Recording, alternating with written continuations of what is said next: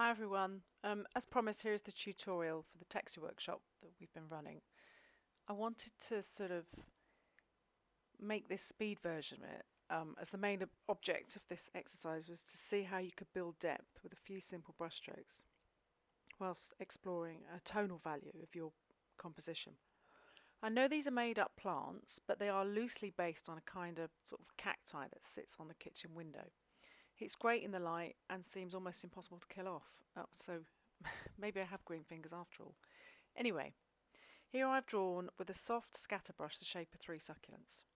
When you paint digitally, the best thing I find is to use the same light principles that you would if you were painting with traditional media, say watercolour. Our eyes see things in shades, and this helps us to decide whether the object we're looking at is flat or 3D. How big is it, how wide or how deep? These questions are all answered by the amount of info that the eye collects for the brain. As an image maker, these are what makes our pictures interesting to the viewer. Well, as well as what you're drawing, of course. Maybe you want to practice drawing and shading a circle that visually you turn into a ball using shading. If not, we might cover this in another lesson. Anyway, although the speed on this video is quite fast, this work took me about 40 minutes to do. The more you practice, the faster and easier it will become. Sometimes I don't even have a clear idea of what I'm doing when I start. I just get going. Some pieces work and some don't, but that's okay. So the first stage of what I try to do is lay down some texture. I have scanned in this watercolour texture and changed the colour by using the Command and U button, and then playing about with it until I get the colour I want. I have then set the layer to multiply. Notice the watercolour texture is above my 2 colour boxes. I then change the brush and start work on the outside of the plant. The plant that you can see in front of you is more interesting by the light and shade that I'm creating with the brush lines. I'm using a small hard brush from Kyle T. Webster that has been set to mimic that of a pencil. I'm using this brush to add texture to the soft shapes that I've already done. This will help the eye to understand the image it is looking at. Some plants have spikes on or spines, which makes them way more interesting to look at. So think cacti. The lightest shade that I'm working with will be the highlights, and the warm pinky coral colour will be the reflected light from surfaces around the plant leaves. The shadows are made up of the darkest colours I have, and on another layer I've set this to multiply to make them even darker. I find it helpful to work close up and then zoom out. The shortcut buttons for zooming out are Command 0. To zoom back in, either hit the Z button and roll your cursor over the page, or press Command plus button until you get the desired size. Continue laying down dark and light lines until you are happy with the effect. Don't forget, when you start, to work on separate layers. When you are happy with your artwork, you can start to merge them.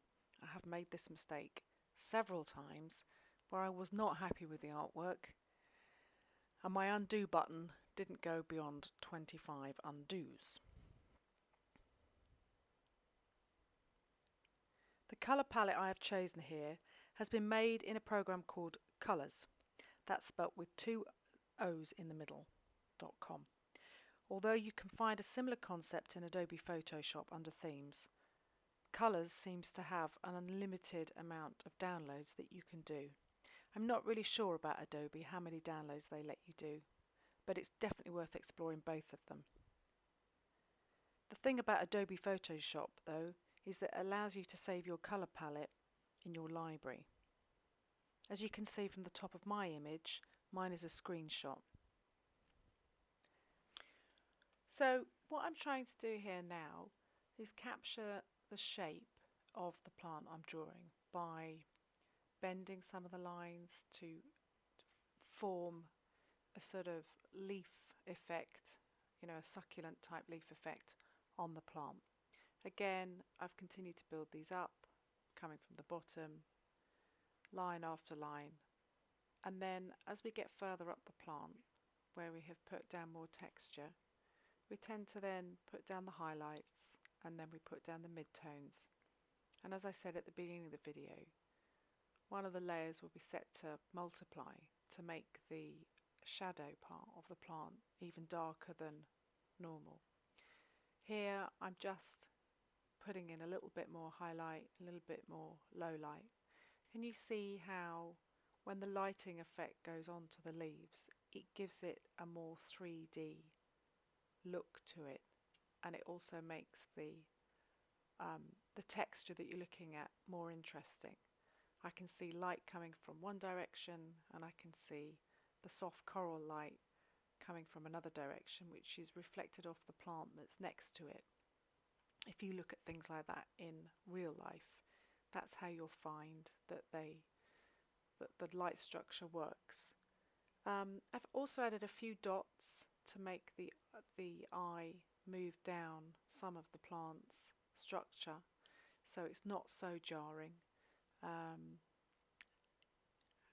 and the low tones that we're putting down, as I said, they're one of the darkest blues, but the layer is set to multiply to make it even darker. The more detail you want to add to a picture, I would say the sharper the brush that you need to get, and the smaller the marks maybe that you should make. As you can see from this, we started off with some quite rough shapes with a really soft brush, and then we progressed to a smaller brush head to put the detail in.